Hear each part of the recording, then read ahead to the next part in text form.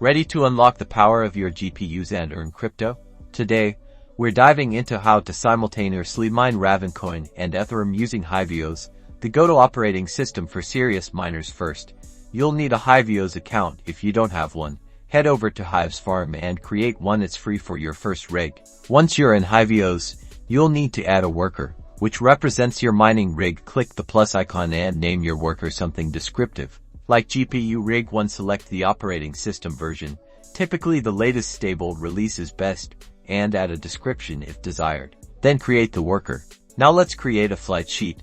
This is where the magic happens. Flight sheets tell your rig which coins to mine, which mining software to use, and which pools to connect. Click the flight sheet tab.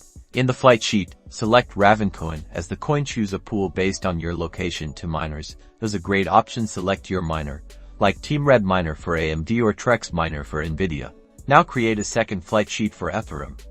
Repeat the previous steps, this time selecting Ethereum as the coin. Choose a pool.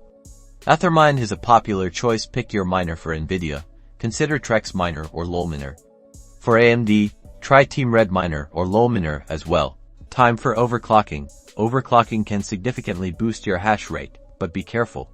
Start with conservative settings and gradually increase them while monitoring temperatures. Click the overclocking tab and set core clock, memory clock, and power limit for each card.